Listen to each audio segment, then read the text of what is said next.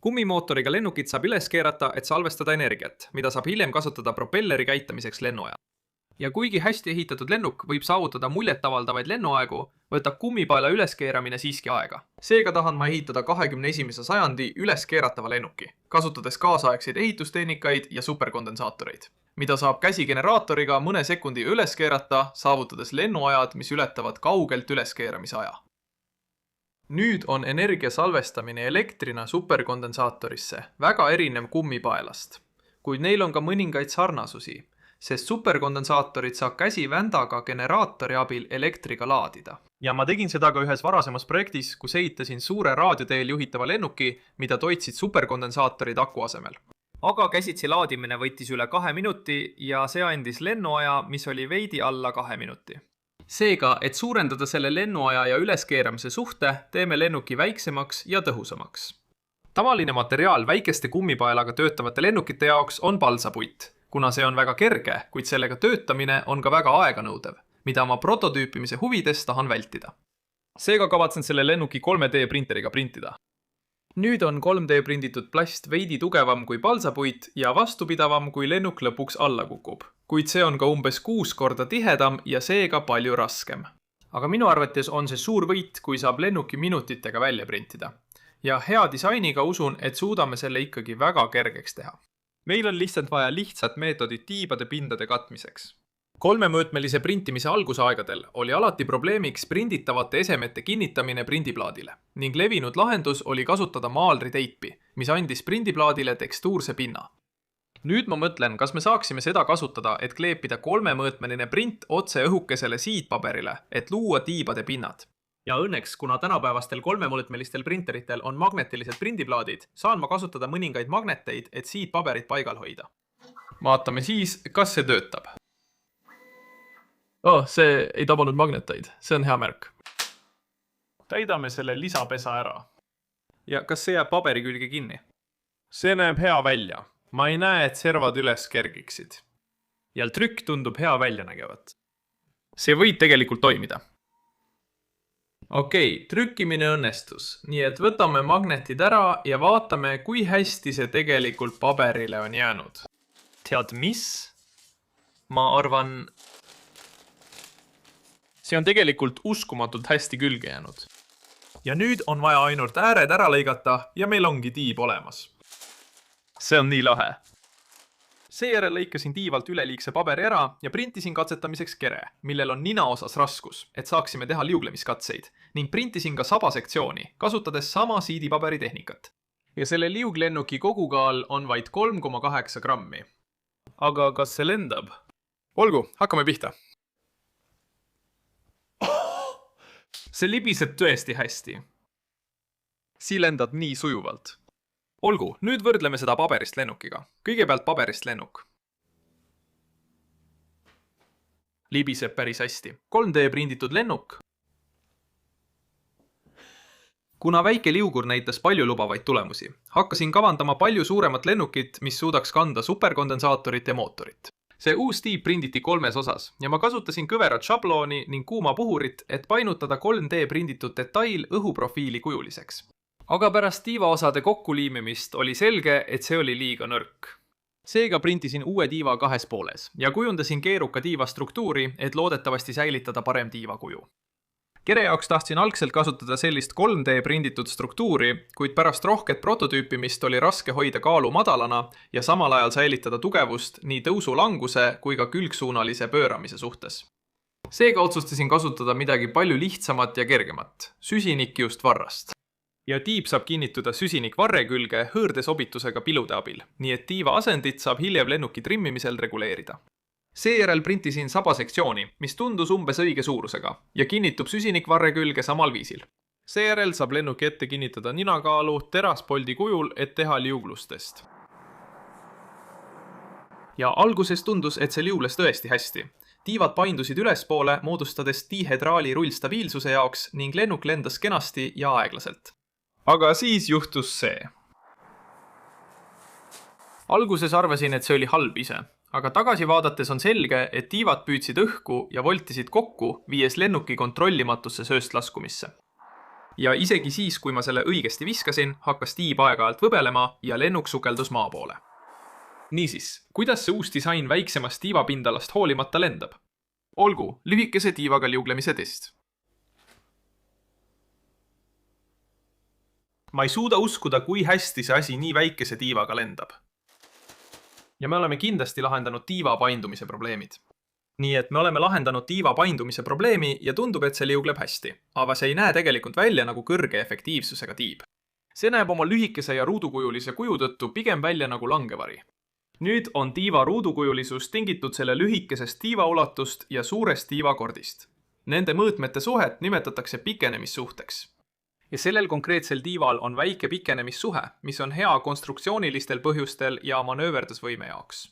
Kuid kui tiival oleb kõrge rõhuga õhk voolab ümber tiiva otste, tekivad suured keerised, mis suurendavad indutseeritud takistust ja vähendavad tõhusust. Aga kui me suurendame pikenemissuhet, pikendades tiiva ulatust, jaotub tiiva all olev rõhk suuremale ulatusele, mille tulemusena tekivad väiksemad tiiva otsakeerised ja loodetavasti väheneb indutseeritud takistus. Ja me saame pikenemissuhet veelgi suurendada, lühendades tiivakordi, mis muudab selle rohkem päris tiiva sarnaseks.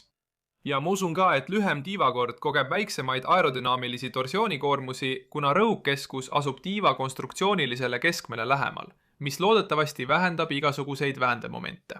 Nii et see uus tiib on prinditud 2,5 siidipaberile, mis annab sellele sarnase pindala ja kaalu nagu eelmisel tiival. Kui pooled olid kokku liimitud ja kuuma puhuriga õige profiil painutatud, oli aeg uuteks katsetusteks. Mis selle uue tiiva juures huvitav on see, et see paindub päris palju vertikaalsuunas, mis on tegelikult hea, sest see annab lennukile loomuliku tihedraalnurga, mis annab lennu ajal veere stabiilsuse. Ja tundub, et see ei ole nii vastuvõtlik väändekoormustele nagu esimene tiib. Olen ka märganud, et liuglemisnurk tundub olevat veidi parem kui lühema tiivaga, mis ma arvan on tingitud indutseeritud takistuse vähenemisest. Nüüd on aeg ehitada superkondensaatori ja mootori üksus, et tekitada tõukejõudu. Ja selle lennuki suuruse tõttu vajame kondensaatorit, mis oleks nii kerge, kui ka suudaks salvestada piisavalt energiat korraliku lennuaja jaoks. Olen varemgi oma projektides superkondensaatorid kasutanud ja mida väiksemad kondensaatorid on, seda väiksem on ka nende energiatihedus, sest kondensaatori korpuse ja juhtmete kaal mõjutab rohkem. Seega veetsin veidi aega andmelehtede uurimisega ja leidsin väikeste kondensaatorite kaubamärgi, mille energiatihedus on suhteliselt kõrge. Ja kui ma lisan sellele tabelile veel ühe veeru, mis näitab energiatihedust, siis näete, kui palju see suureneb suuremate kondensaatorite puhul. Näiteks 100-faradine kondensaator on umbes 6 korda parem kui 1-faradine kondensaator. Kuigi 100-faradine kondensaator kaalub 20 grammi, on see selle lennuki jaoks siiski liiga raske. Seejärel võtsin ma kõik selle tabeli väärtused ja koostasin graafiku, mis näitab energiatihedust võrreldes mahtuvusega. Ja see näitas huvitavat kõverat. Väikeste kondensaatorite puhul kasvab energiatihedus kiiresti ning pärast 10-faradist kondensaatorit hakkab see tasapisi platoole jõudma. Seega otsustasin tellida 10-faradised kondensaatorid, kuna need on hea tasakaal energia salvestamise osas ja kaaluvad veidi üle 3 grammi, mis peaks olema selle lennuki jaoks ideaalne. Seejärel ostsin mõned harjadega mikromootorid, mida sageli kasutatakse väikestes mängudroonides. Ja need töötavad tavaliselt üheelemendilise liitiumakuga, mille pinge jääb umbes 3–4 voldi vahele. Ja nad kasutavad neid odavaid madala kvaliteediga propellereid, sest tõhusus ei ole nende peamine prioriteet. Kuna superkondensaatorid on mõeldud maksimaalselt vaid 2,7 voldile, peaksime saama kasutada veidi suuremat ja paremini disainitud propellerit, mis peaks aitama tõhusust parandada. Seejärel printisin ma 3D printeriga kerge Kronsteini, mis hoiab kondensaatorit ja mootorit koos ning kinnitub lennuki ette sama hõõrdekinnituse tehnikaga nagu tiival. Siis saan lennuki laadimiseks kasutada oma ise tehtud 3D prinditud käsivändaga generaatorit, mille ehitasin varasemas videos. Ainus probleem on see, et mul puudub meetod kontrollimaks, millal lennuk on täielikult laetud. Sellel generaatoril on sisse ehitatud voltmeeter, kuid see lülitub sisse alles umbes 3 voldi juures. Ja kuna kondensaatorid on mõeldud kuni 2,7 voldile, võib see põhjustada nende plahvatuse. Nii et ma leidsin väikese analoogvoltmeetri, mis mõõdab 0–3 voldini, mille saan paigaldada 3D prinditud korpusesse ja ühendada vajalikud juhtmed lennuki laadimiseks. Ja see töötab suurepäraselt, sest ma saan generaatori kondensaatorisse ühendada ja selle vaid mõne sekundiga üles keerata. Ja siis ühendan mootori, et salvestatud energia tõukejõuks muuta. Ja kuna lennuki kogukaal on vaid 15,6 grammi, on tiiva pindala kohta kaal väiksem kui paberilennukil. Vaatame siis, kas see lendab.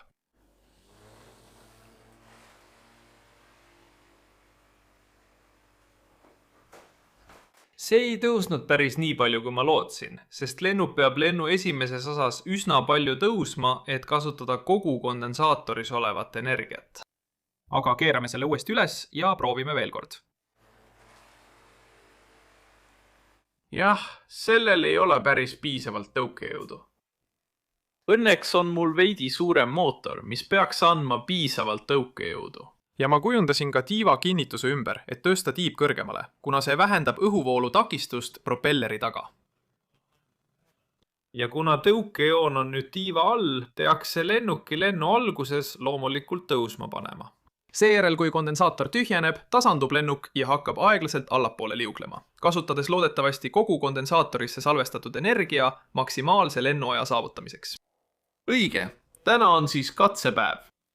Siin väljas on umbes -2 kraadi Celsiust, aga tuult pole üldse, mis on ideaalne. Oh, see on mõnus. Ühendan laadimisjuhtme ja juba on 0,5 volti sees, nii et ilmselt oli mingi jääklaeng sees. Aga kui me väntame seda, siis läheb kohe 2,5 voldi peale.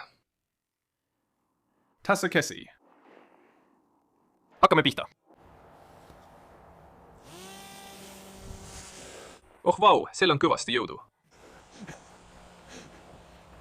Oh, siläpätäb. Oh ei. Mul hakkab pea ringi käima. Vau, see tõusis palju rohkem, kui ma ootasin.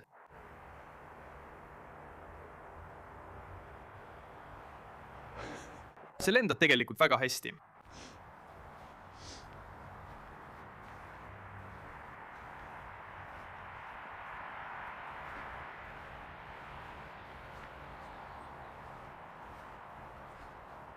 Kas me saame veel ühe ringi? Ma ei suuda uskuda, kui kaua see lendas.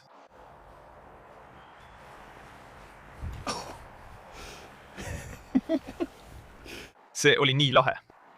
Nii, pärast seda lendu on meil umbes 0,5 volti alles. Vaatame, kui kiiresti ma saan selle laadida.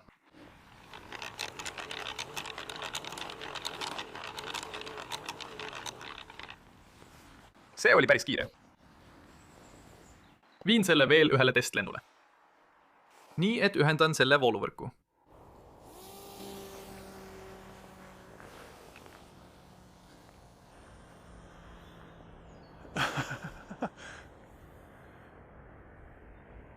See on hea lend, see on ilusti kõrgel.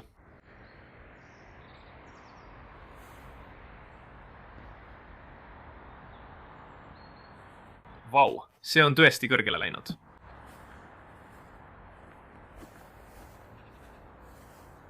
Palun ära lenda üle aia, sest siis maandud märjale murule.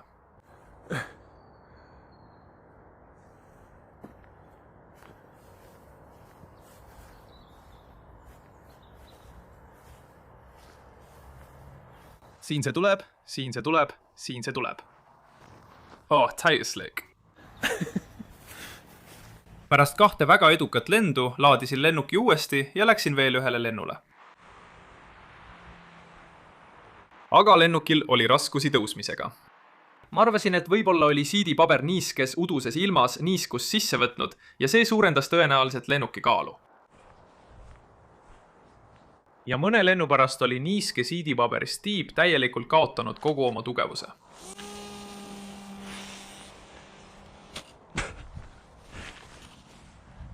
Nii et ma vahetasin selle välja lühema tiiva vastu, mis oli seisnud karbis koos teiste varutiibadega.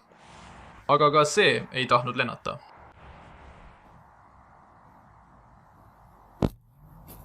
Jah, vaata seda. Need on tiivad, millega ma tegelikult pole lennanud. Need olid lihtsalt varutiivad. Ma tean, et need olid alguses üsna paindlikud, aga see on lihtsalt naeruväärne. Ja kõik on sellised lihtsalt selle külma uduse õhu käes olemisest. Nii et ma arvan, et ma pean neid siidipaberist lennukeid hoidma kas vaiksete suveõhtute või siseruumides lendamise jaoks. Nii et hoolimata sellest, et siidipaberil on niiskusega raskusi, võimaldab otse paberile 3D printimine mul ehitada täiesti uue lennuki vähem kui 20 minutiga.